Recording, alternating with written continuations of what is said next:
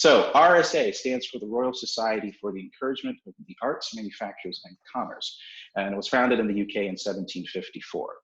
If you are a fellow, I also encourage you, if you have decided to rename yourself, please put the post-nominals if you so choose.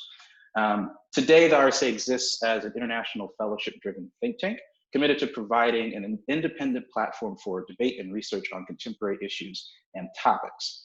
Of the 30,000 fellows spread out around the globe, about 1,000 live and work here in the United States. RSA US exists to coordinate fellowship activities in the US with an aim towards moving the needle on addressing the inequalities of our society. Future of work, universal basic income, and creativity and education are just a few of the areas we hope to impact. We also aim to ensure that the work of our fellows continues to be uplifted and shared, hence this monthly Salon series. Before I let our panelists, Jennifer McCary and Gregor Tusvaldner, introduce themselves, I'd like to direct your attention to the meeting notes slide. Here you will see just some of the points that I emphasize verbally, but I will let you read them as I let Jennifer and Gregor introduce themselves. So without any further ado, Jennifer, would you please introduce yourself? Yes, thank you so much again for the invitation to be here today. I'm Jennifer McCary. I use she, her, and hers pronouns. I'm the Chief Diversity and Belonging Officer at Bowling Green State University, which is a large public institution in Bowling Green, Ohio. We have a student population of about 20,000 across 2 campuses, and we are really an institution that focuses on being a public university for the public good. Thank you. Gregor? Good morning, everyone, or good afternoon, good evening. It's morning here in Eastern Washington, and I am Provost and Executive Vice President at Whitworth University, a mid-size residential university, private university affiliated with the Presbyterian Church of America, or PCUSA to be exact. And this is only my 3rd month here at Washington, that is in the state of Washington here at Whitworth University. It's good to be with you all, and thank you for the invitation. Thank you for being here. So we'll be using the slides just to orient folks to where we are if they come in late, but also for the recording that will be available shortly after this event is done. So without further ado, let's just get to the questions. And we're going to be starting with Jennifer about, oops, I'm sorry. What is currently keeping you up at night? Sure. So there are a number of things that keep me up at night, but when I think about the things that are most pressing right now as it relates to the campus community, it continues to be COVID, as we have started to see an increase in cases and the impact that that is having on our community. But even outside of the actual cases of coronavirus on campus, the impact that the changes on campus have had on our student population and on our faculty and staff.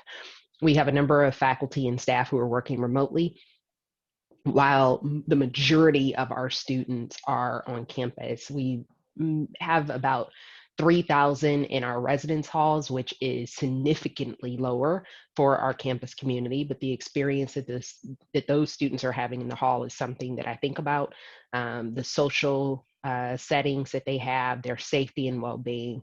Another thing that keeps me up at night is the ongoing racial tensions that we are experiencing in the United States. This is something that is pressing in our community at a time where we are entering an election season, where we are having in-depth conversations about free speech and freedom of expression, and where we are also talking about experiencing 2 pandemics simultaneously. And then, you know, the last thing that I think that is keeping me up at night is the long-term effects that all of this will have on our campus community and how we will prepare for what we already suspected would be a difficult time for colleges and universities within the next 5 to 6 years. How do we prepare with everything that COVID has brought about? And actually, I will add a final thing is the changes to the Title IX regulations, because now we're actually in a place of seeing how that is impacting our communities. So before I let Gregor answer, maybe you want to just explain what Title IX means for our friends that aren't US based. Sure. So Title IX is an anti-discrimination law from the Education Amendments of 1972. This law was set up to prevent gender-based discrimination in education activities and programs for institutions receiving federal financial assistance. Many institutions receive federal financial assistance. The clause in Title IX says that no person in the United States shall, on the basis of sex, be excluded from participation in, denied the benefits of, or subject to discrimination or any educational program or activity receiving federal financial assistance. That sentence is Title IX. There are a number of regulations that come out periodically about Title IX as a law from our Department of Education, administered by their Office for Civil Rights. And in May of 2020, we saw the most significant changes to the law that we have seen ever. They even surpassed the changes that happened in 2011. And so colleges and universities are now really trying to shift gears to understand how to remain in compliance with Title IX while explaining to campus communities that some of the changes that feel like they do not align with our institutional values are ones that we have to uphold to be sure that we're adhering to the law. Thank you, Jennifer. Gregor, what is keeping you up at night? Very similar issues. Actually, I could say all of the above. All the points that Jennifer mentioned. There's one in addition, though. Here in the West Coast, we have seen wildfires burning in the states of California, Oregon, and also here in Washington. And the air quality has really been affected. That is, the last couple of days, the air quality was so bad you could not go outside. It was in the hazardous category. It has gotten better now, but we're still in the very unhealthy category. So hopefully this coming weekend will bring some relief. And that has kept me up at night because in times of COVID, we're trying to make sure that our ventilation is, working extremely well and keeping our students safe and everybody on campus. And of course, when you have some people have called a smokeopolis, you have to shut down these systems. And students are confined to their dorm rooms, or dorms, I should say. And from a public health point of view, that's a mixed bag. On the one hand, we have not seen the rates of COVID increase on our campus, thank goodness, knock on wood. But of course, as you can imagine, it's hard for students to be in dorms all the time because in-class, in-person instruction is not happening right now. Just to give you an idea, in the last 10 years, we have closed our campus only 3 times, and up until this week. And so this week, well, today is the first day we're open again, so we had to close. We were closed for 3 days. There was no in-person instruction. So fortunately, this is the air is getting better, but still, this is this was very tough. So yeah, lots of things that tend to keep me up at night these days. Understood.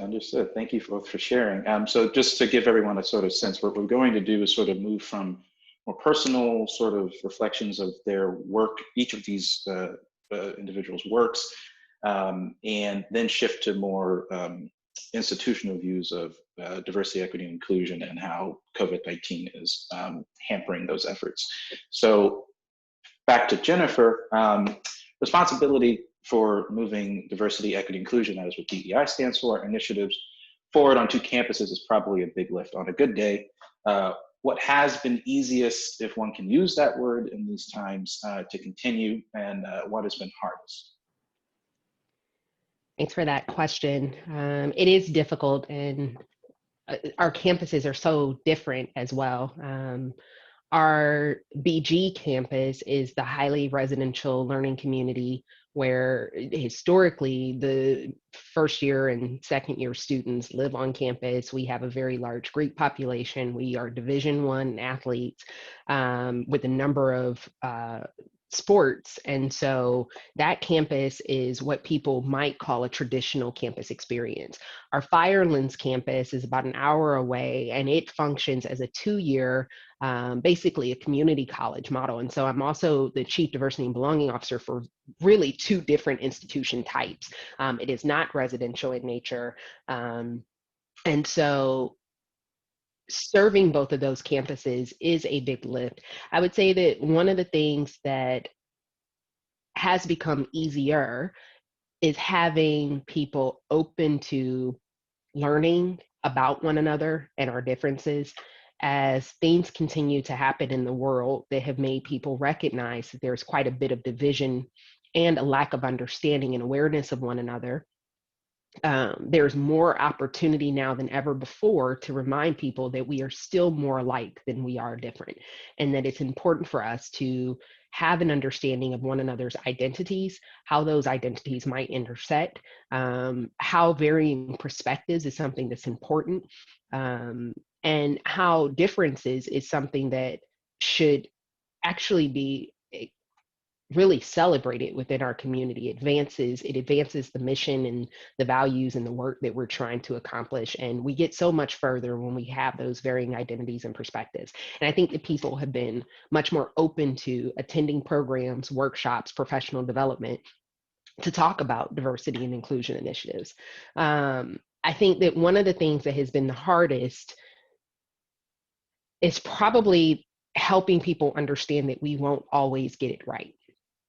That there are so many members in our community and everyone is at a different place, and we have to be at a space as D&I professionals, diversity and inclusion professionals, where we can meet people where they're at.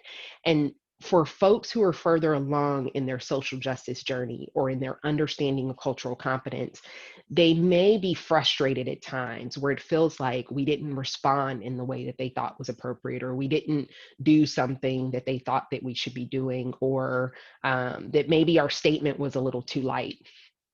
And then there are some folks who don't understand the concepts at all. And so we're trying to balance making sure that we are bringing people along in a way that we won't lose them, because we need every single person to be a part of this change. And we need our change agents to understand that it takes a while to get to that place for some. And so it's also very difficult when we're dealing with people who can't necessarily understand that the lived experiences of some could be different from their own, and that there are privileges that exist. There is a system of oppression that exists. There are things structurally that we have to break down, even on our own campus, within our own policies and within our own procedures. And so if it is not your lived experience, it doesn't negate the fact that it's someone else's. And so those are all challenging concepts to work through. But I think that right now, where we are in this space and time has opened up more people's hearts and minds to be willing to shift. Thank you for that. Gregor, so you mentioned that you are new to this role at Whitworth, but not only that, you had to move about 2,000 miles, which I had to look this up, which is roughly 3,200 kilometers to start this new job in the middle of this pandemic. How has that informed your approach to being the chief academic officer? And of course, now with the wildfires and the ventilation situation that you were talking about, like how has all of this informed your approach to this new role? That's a good question. Before I came or arrived here at Whitworth University in the state of Washington, I was a dean at North Park University in Chicago, in one of the most diverse zip codes in the nation, the most diverse areas in the nation. Just to give you an idea, my kids went to a neighborhood school where 70% of the kids spoke, 70% of the kids spoke a different language at home, and there were more than 40 languages spoken. So it was a very diverse area. And so, you know, moving across the country to Spokane, Washington, which is not as diverse, was an interesting experience, and especially in a pandemic, and to see how people react to the pandemic west of Chicago. It was interesting that people would not be wearing masks much. To our surprise, fortunately, that has changed now in the state of Washington. But yeah, this what we have noticed in this journey was that how vulnerable universities are, how vulnerable democratic institutions are, how vulnerable we all are in this global pandemic. And then to start a new job it was a daunting task on the one hand. On the other hand, I have to say what really helped tremendously was the support that we as a family received here from the campus community, and my experience with working with great teams that are really dedicated to making the campus as safe as possible for students, and also working towards social justice, racial justice, and that has been a very good experience. So yes, it's been an interesting summer, and I will never forget the summer of 2020. That's for sure. But I'm encouraged by the initiatives that we're working on, and we'll talk about that a little bit later in our conversation. But yeah, having friends at different places, at different universities across the United States, I count myself extremely lucky to be at a place that takes the global pandemic very seriously, and diversity, equity, inclusion as well. And so, yeah, I feel really blessed to be here. Thank you, Gregor. So now we'll shift to more institutional views of DEI, and then we'll get back to the conversations. Back to a conversation that's focusing on the current pandemic. So going back to you, Jennifer, tell us about the DEI strategic plan for BGSU and how it incorporates every facet of the student experience. And one thing I left off this question, it might be good to start with how your office was formed in the first place. Okay. So I'll start with how the office was formed. Thank you. So I originally came to Bowling Green State University as the Assistant Vice President for Student Affairs, specifically for equity, diversity, and inclusion. So I was overseeing a number of offices that had diversity and inclusion initiatives within them. And a task force was formed by the president, and I had been promoted to advisor to the president for diversity and inclusion. So I was reporting both to the vice president for student affairs and the president while I was in that dual role. And so in that dual role, I was asked to chair a task force on diversity and inclusion. That task force worked through the history of our university and what we knew about different initiatives that we had tried. The president was looking for a specific recommendation on an organizational structure. And this task force was made up of faculty, staff, classified staff, and students. And we worked through this report. I made sure to be a non-voting member and to just chair. And they recommended to create either a vice president or a chief diversity and belonging or chief diversity officer role. I should say it was a CDO. They also recommended to create a division that oversaw diversity and inclusion initiatives, and that it should no longer be a part of the Division of Student Affairs. This was monumental at our institution because Bowling Green State University is known within the United States for our higher education and student affairs graduate program. And so that recommendation felt awkward to some of us. I am a graduate of that program. That's what my master's is in. But the president asked me to serve as the inaugural Chief Diversity and Belonging Officer, with the division being called the Division of Diversity and Belonging. And so with that, I oversee, and in the initial, I'll talk about the growth of it, but the Office of Multicultural Affairs, LGBTQ plus programs, TRIO programs, which is a federal grant, and we have 4 of those: Upward Bound, Educational Talent Search, Student Support Services, and McNair Scholars. The Office of Title IX, the Center for Women and Gender Equity, and the Center for Violence Prevention and Education. So when the division was created, it was those 6 offices that came with me to create this Division of Diversity and Belonging. The task of it was that student affairs was only truly serving students. The Division of Diversity and Belonging was created so that we are very intentional about the diversity and inclusion efforts reaching faculty, staff, students, and communities. And so this is how the division was created. I am the first one in the role. And the first task after becoming a division was for me to create a diversity strategic plan.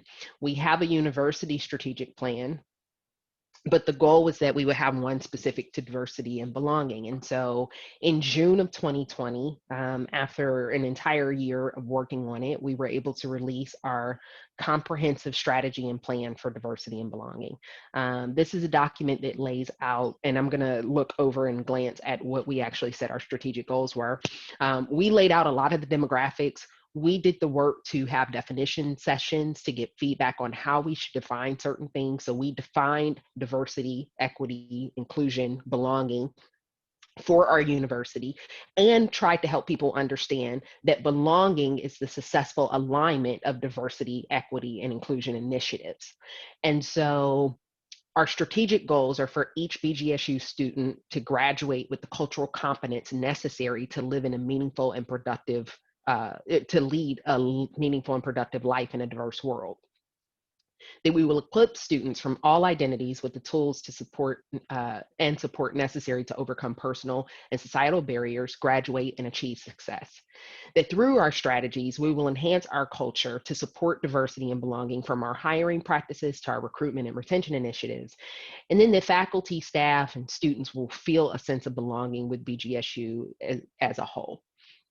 And so these initiatives, to get to the heart of the question around, how does this plan incorporate into every facet of the student experience? As you could hear, a number of the goals were specific to how our students would be able to be successful. So we want to graduate them so that they are able to live productive lives and have an understanding of cultural competence so that they can work anywhere and with anyone and value them and be able to have a level of respect and affirmation for all folks who they encounter. We're going to equip them with the tools and support necessary. And we want to make sure that their personal identities are not a barrier to their success, but we have to do that by making sure that our campus community is not a barrier based on their personal identities. And there's a big difference there. And so that's why that's a strategic goal, so that we can make sure that we're starting to close the gap in graduation rates that are based on identities. And we're looking at other data available to us to make sure that we're serving the students. But then when we talk about a strategic goal being in our hiring practices, it's because we know that we have to diversify our faculty and staff. Representation is something that is really important. And so as we look to recruit and enroll more diverse students, we also have to make sure that they are going to have a faculty and staff who can support them while they're there. Without that infrastructure, they may not be as able to succeed or do that well. And then when we talk about that sense of belonging, we know that belonging is an ongoing process. And so we want to constantly assess the climate. And so we put out a survey to find out, do people feel like they belong? And so we look at this within the residence hall structures. We just developed in the last 2 weeks diversity and belonging guide for all of our student organizations. We also rolled out at the same time as we were developing this plan, a dean's action plan. So 100% of the deans in our colleges, plus our dean of students, created a diversity and inclusion action plan. We developed scorecards and a communication method to help people see the progress that we're making in each of these initiatives. And then we developed some very strong metrics. So when we talk about the student experience, we're incorporating it everywhere that they are, in their orgs, in their classrooms, in their internships, so that they understand that we are truly committed to this, and hopefully we're able to graduate students who are able to live a meaningful and productive life in a world that is much more diverse than the campus they are experiencing. Thank you, Jennifer. To Gregor, so you joined Whitworth at a time when they were I believe they were just rolling out their new general education program, which typically is the program that all students have to follow in order to meet their graduation requirements. So tell us about the work that that went into that and how you see faculty sort of really embedding DEI into that general education curriculum. Yeah, so every university, every once in a while, every couple of years, reviews its general education curriculum and then decides that changes are necessary. In some cases, universities throw out their previous plans and create a new one. And that's basically what happened here at Whitworth. And such a process is pretty lengthy. And in the United States, the faculty owns the curriculum. So everything goes through the faculty, and that's a lengthy process. And so this fall, we are rolling out a completely new general education program, which is now called the shared curriculum. And everybody was very happy with the curriculum, and it's I think a very, very good one, very thoughtful one that really tries to be holistic and really addresses what we call an education of heart and mind here at Whitworth. The other thing I think that was also part of the mix, so to speak, was to really look at and bear in mind the mission of the university. In our mission statement, we say that we want to provide an education of heart and mind to our diverse students. So diversity is something that we take seriously. However, we have reached what I think can be defined as a watershed moment in this country. And when it comes to race relations, when it comes to people waking up to racial injustice, white people waking up to racial injustice, I should say. And so, and that has had a profound impact on our campus as well. And I was very encouraged to see that the faculty are now rethinking the shared curriculum again in light of the racial tensions here in the United States, and really because they see that we need to do more. We need to really address racial injustice also, and especially in our shared curriculum. And so we've had many discussions over the summer how to do that best. We asked students, and we got different feedback. Some would say, well, every student here at Whitworth needs to take a class that teaches them about racial injustice and how to become an anti-racist. We had several discussions with students with different constituents and decided not to do that, because what we don't want to do is we don't want to compartmentalize race. That is, we don't want one class or one course or whatever it may be that students may be able to check off their list and now I'm done with that requirement. Instead, we really want to embed anti-racism and what it means to be an anti-racist in our shared curriculum, in different parts of the curriculum. So it is baked in, you could say, and there will be many themes and students will be exposed to that in different settings. And I think that's really the way to go. And so, as you can imagine, this has just started to really rethink the curriculum that everybody thought is done now. We can roll it out, and this is what we want to do for the next couple of years. And so what's happening now is we're creating a task force that is looking into ways how we can make sure that our curriculum really reflects our wish to teach students how to become anti-racists.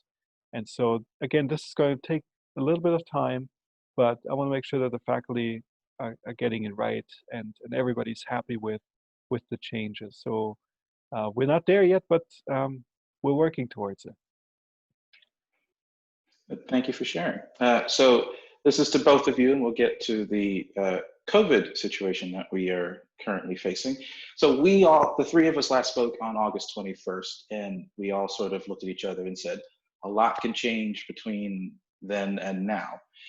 So what has changed about your institution's approach to COVID since we last spoke? And what have you been hearing from your colleagues around higher education, around at other higher education institutions about the changes that they are having to implement? So either one of you can go first. I will not prescribe. I'll jump in because when we last spoke, classes hadn't started for us yet. So everything was almost kind of, this theory. We had done all of this planning for months for bringing our students back to campus. And we were doing really well with our numbers.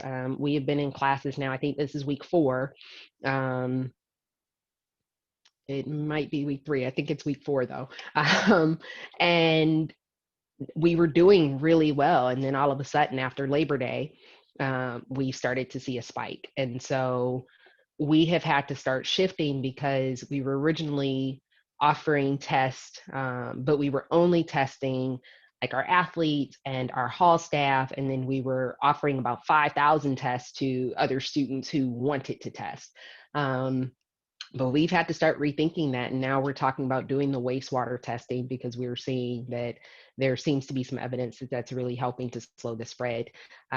We are just messaging more and more to folks about the need to make sure that people are wearing their mask. I think it's the social distancing, that physical distancing that we're not seeing, and that indoor gathering. And our weather is starting to shift. In Ohio, we actually see all 4 seasons. A lot of people don't have that luxury. And so we are in fall type weather now, even though we haven't formally hit fall. But we are seeing that temperatures drop from what were the 90s just a couple of weeks ago to now today it is like 62 degrees Fahrenheit. And so we aren't going to have the luxury of having them outdoors much longer. So we're also shifting to trying to figure out, this is still really nice weather, but what happens when we do drop to our -2s and our -8s that we get in January? So those are some of the big shifts. And now we're also shifting to spring. And how do we redesign our course curriculum to get more of them to continue to de-densify campus? Because right now we have a lot of folks on campus with our class sizes operating at 20% capacity.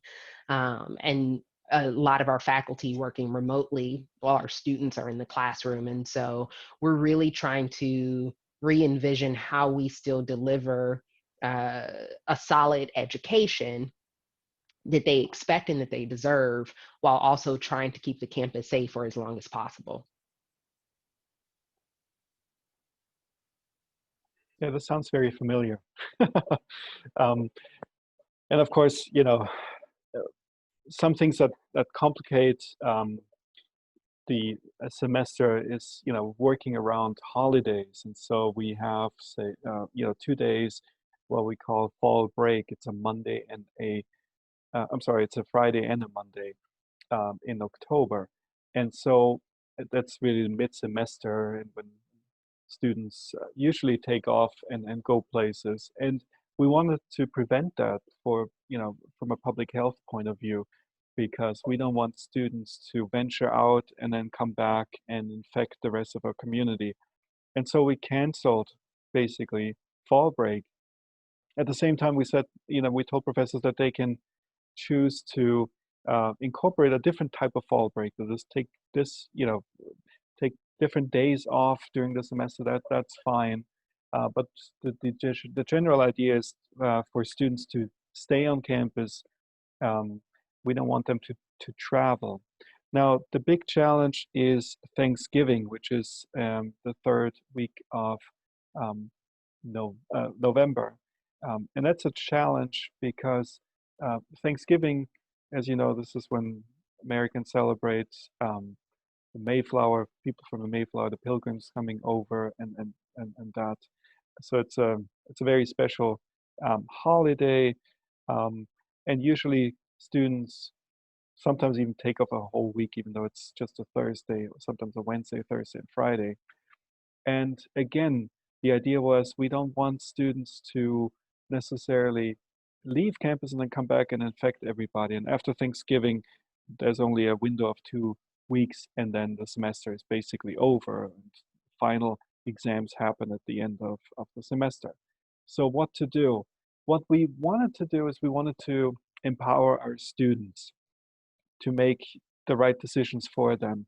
So we really left it to students and said that it's up to you if you want to leave campus or if you wanted to stay. But if you wanted to leave, then please don't come back. Please end the semester remotely.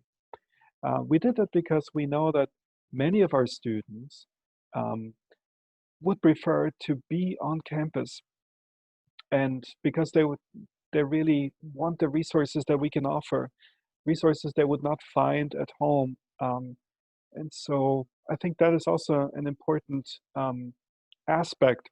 That is something that we find um, that many students from minority backgrounds may not have the same access to technology off campus, and may not have the same resources that we offer here on campus. And so that's why we wanted students instead of faculty to make the decisions if they wanted to go completely online after the Thanksgiving break. Um, so yeah, it's we wanted to empower students in that regard. Perfect, thank you. So this is the last prepared question, everyone, so start to have your questions ready. But we'll start with you, Gregor. We saw, I think almost every campus had to close suddenly towards around March or April of this past semester. What would that effect be now if campuses had to, well, if you want to speak broadly, but more specifically about your campus, if you had to close again? Sure. I mean, there are many, many things that would happen to the university and to the community. So just, from a student's point of view, it would be terrible for students to leave campus and then work, that is, finish the semester from home, because as I said before, many students don't have the resources, don't have the technology to do that well. And so that will really impact their grades, that will really impact their effectiveness in the classroom and then in the online classroom. And it will, really have a negative effect on our graduation rates. It would be much more difficult for students to be on schedule, to graduate on time.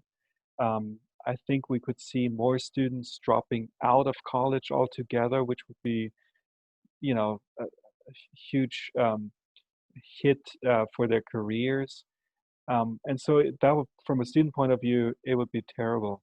But also, of course, residential colleges have different revenue streams, and one of them is housing.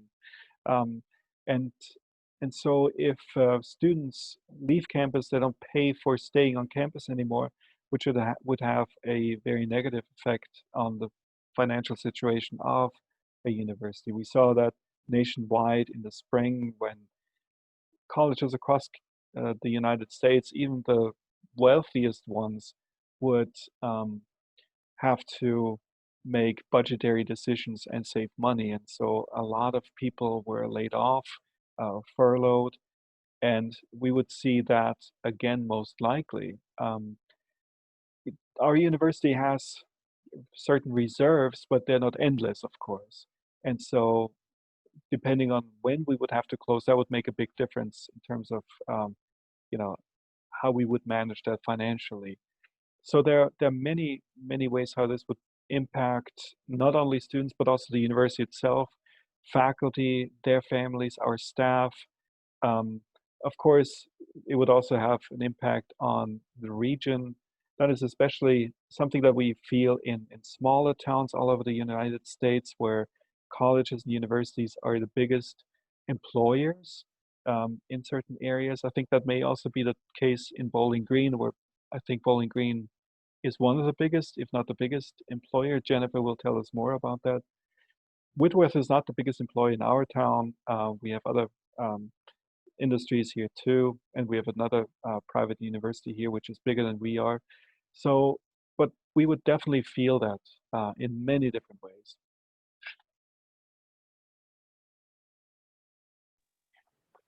I have to say, I echo most of that. When our campus closed abruptly in March, we had to give back $15 million in refunds for housing and meals.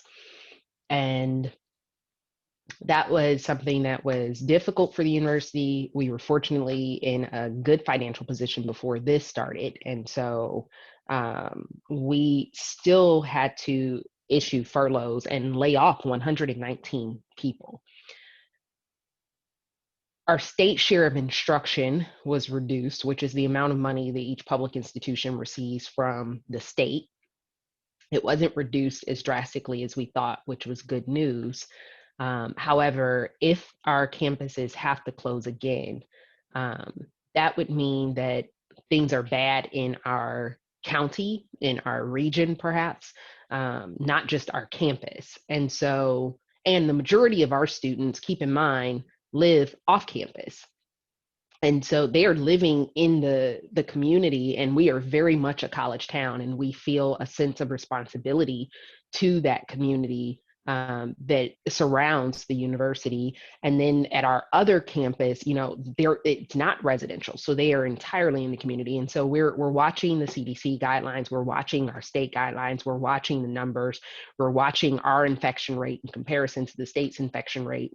And if all of that fluctuates and changes, it's not going to be because of just one place.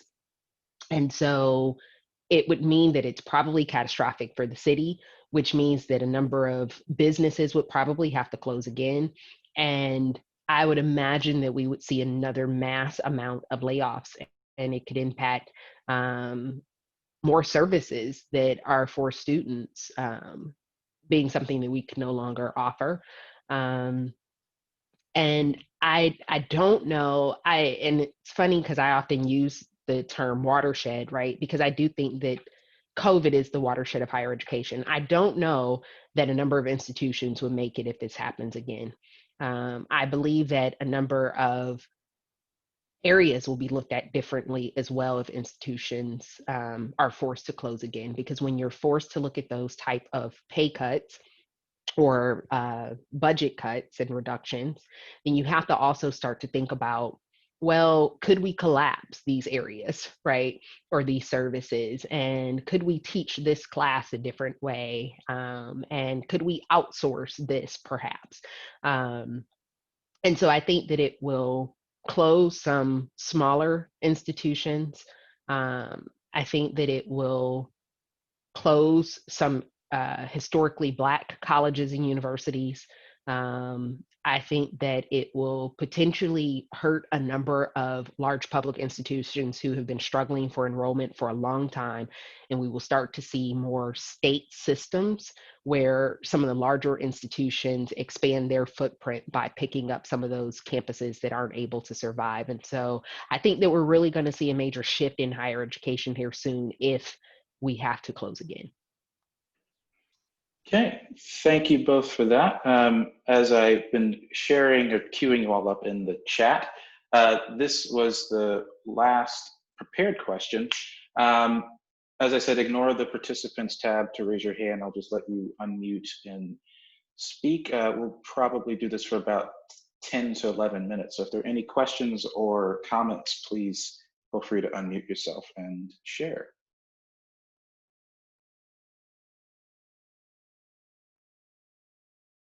I know there are some friends from higher ed here, so I'm going to assume that there are some comments from what you all are seeing in your situations on your campuses or in some of the consortia friends that I see.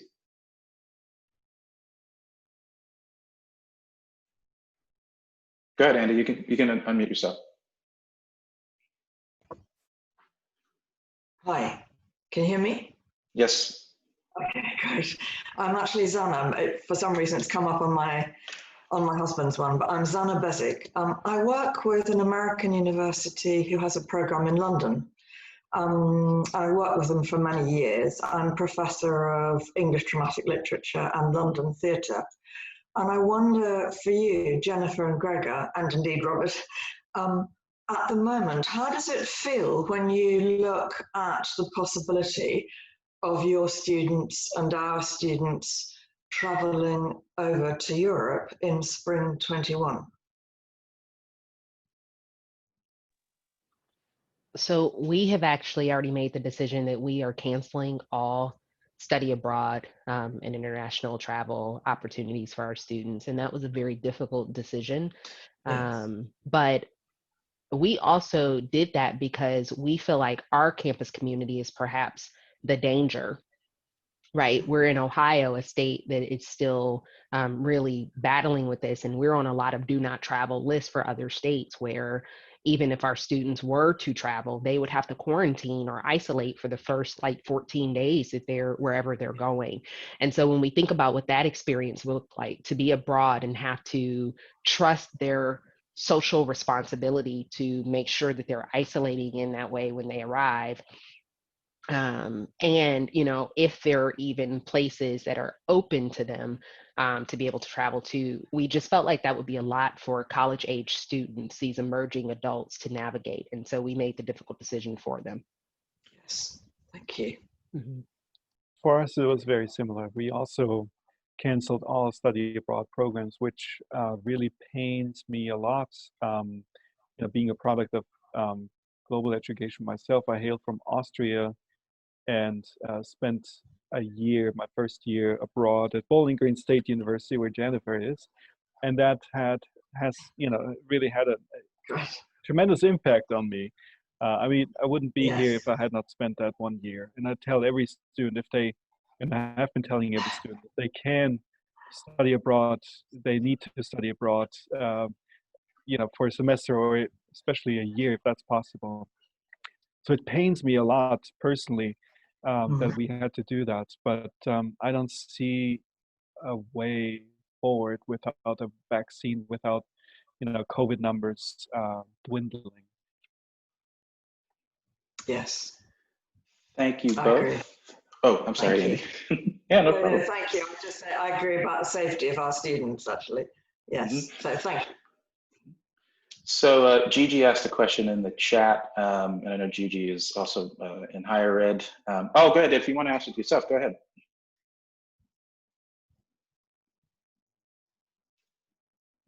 There we go. There you go. I'm at a large R1 on the West Coast. I'm not supposed to speak on behalf of my institution. I'm reminded that frequently. So we're looking at building a new program. We're doing all sorts of interesting things and I have a child of my own looking to transfer and 2 others that have gone through the higher ed institutions. The marketplace has been for a lot of students, I buy the package, I don't ask much questions before I apply. Will this be changing, especially if students can be shopping, not going where they are nearby? We have a decreasing college age population, at least in the United States. Will this change? I mean, the uncertainty level is gigantic right now, but do you guys see this changing at your institutions, how you look at admissions, recruitment, transferring, et cetera?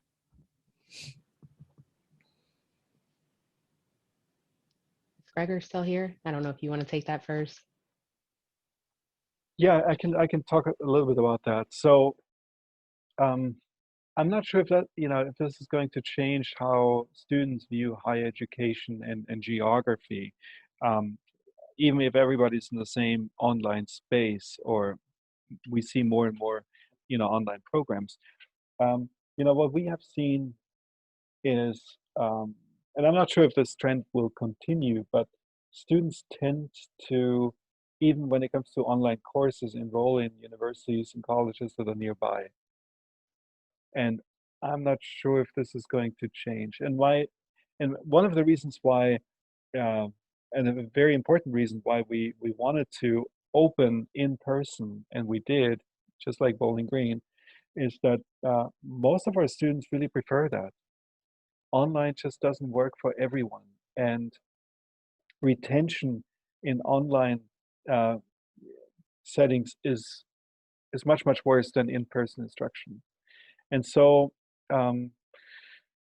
yeah, I think that, as Jennifer said, higher education will be different after we come out of COVID on the other side. And I think we will have learned a lot, and many things will be different. And I think, you know, I really want to focus on the silver linings. I think there will be many positive things coming out of this. Um, um, we won't be traveling as much, probably, right? We won't be polluting the environment as much as we used to. Many things will be on Zoom. But at the same time, I think we value in-person instruction more than we may have before. But we will also find ways to create more hybrid courses. So I'm not sure if I answered your question, though.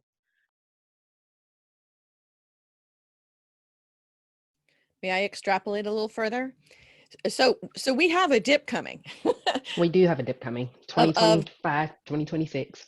Yeah, and in part because of people having fewer kids in 07, 08, but overall also a systemic trend, a trend by gender as well. So recruitment's changing already in anticipation as we've had these changes, and we're seeing all sorts of small behaviors and large behaviors. Like, you know, this year was odd. May 1st, of course, is the date of putting your deposit for intent to register. And we found an increasing number of students actually ponying up at multiple institutions to put their bets on the table.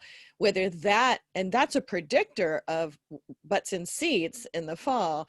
And so is that a systemic change, as well as are students going to start actually shopping instead of believing the website and everything else, given the fact that we've kind of cracked open our doors and have classes that people actually could taste test, right?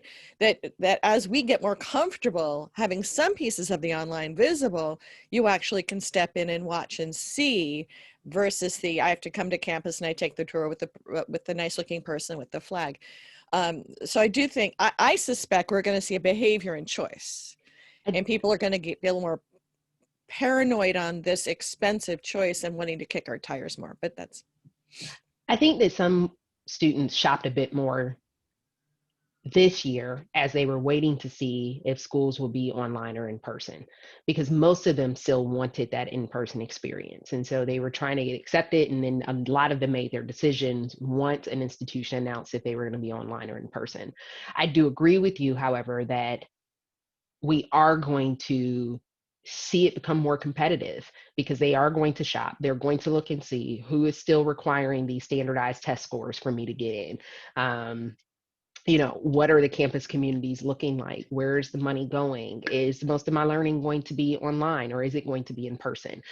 If it is online, were the institution savvy enough to go out and recruit some faculty who might not just be bound to this region, but I'll be learning from instructors from all over the world, right? Will I have the opportunity to study abroad at this institution? And I think that they are going to be a bit more savvy about all of that now. And so it will change. And then we're all competing with the already upcoming enrollment cliff from the Great Recession, but then also COVID and the impact of it. And everyone is still trying to diversify their campus. So we're also competing against the same pools, and everyone is expanding the reach of where they recruit from. So I think you're correct that all of us have to look at enrollment differently.